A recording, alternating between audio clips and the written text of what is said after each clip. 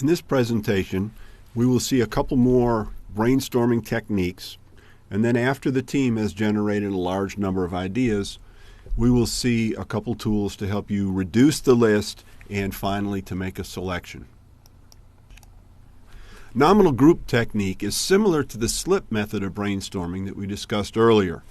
The topic or problem should be defined to start with. Participants then get 5 to 10 minutes to quietly write their ideas on a piece of paper. The facilitator then asks for one idea from each participant in sequence. The facilitator will write these on a flip chart. Like other brainstorming methods, no discussion or evaluation is allowed at this point.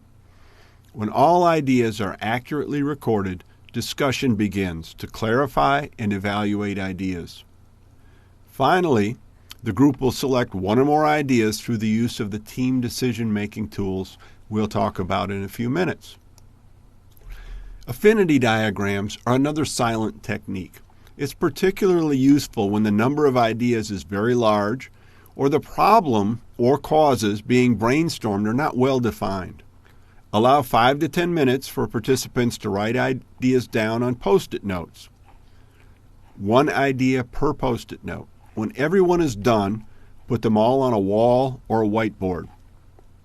All the members of the team then go to the board and silently rearrange the ideas into logical groups. No talking while this is done. If an idea appears to be closely related to two groups, then write another note and put it in both. This method can take 50 to 75 ideas and reduce them to 6 or 8 groups. Once the logical groups have been developed, the team can talk and discuss a name or label for each group. When you've completed a brainstorm and have a list of ideas, you'll want to begin to reduce that list. It's usually easy to combine a large number of ideas similar to the grouping in the affinity diagram. This combining step will generate a lot of useful discussions and clarification. Then we can ask the group if any of the remaining ideas should be considered. There are 2 ways to do this. One is to just vote on these ideas. Another is to say that no idea is removed from consideration without the consent of the person who proposed it.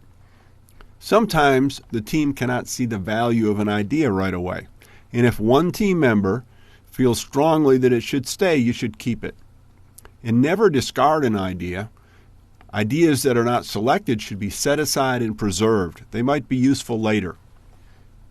Finally, your list of ideas will be reduced to manageable size, and you can use decision-making tools for a final selection.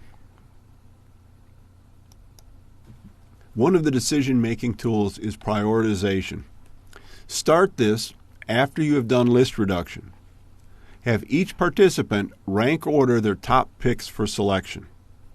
Say you've reduced your list to 12 ideas.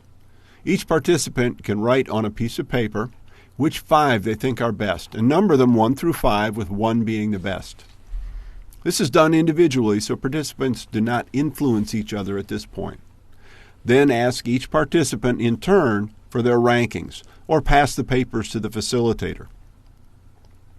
The rank numbers are written next to each idea, and when they're all recorded, add up the rankings for each idea.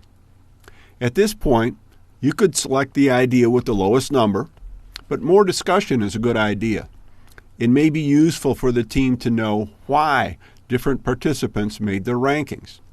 What are their reasons? Finally, after discussion, the team agrees on a selection. It may be the idea with the lowest ranking number, but the discussion may lead them to a different decision. Remember, the team makes the decision, not the tool. Another decision-making tool is multi-voting. In multi-voting, each team member gets multiple votes, usually 5, but if there are a large number of ideas, there might be more. Again, start with a reduced list. If you have 12 ideas, you might allot 5 votes to each participant. Participants can apply these votes any way they want. They could vote once each for their top 5 ideas, or if they feel really strong about one idea, they can put all 5 votes on that one. Or they can do anything in between. Record and add up all the votes. Discuss the reasons for voting. If the decision is not clear, you may, as a group, remove items that got no votes or only a few votes, and then vote again. For team decision making, we usually go through a sequence where we generate a large number of ideas. Then, through the use of various tools, we make the list smaller until we reach a decision. There are a lot of options for what tools we use. We've discussed just a few of them here. It's important to remember to not let the tool exclusively determine the decision. The decision belongs to the team.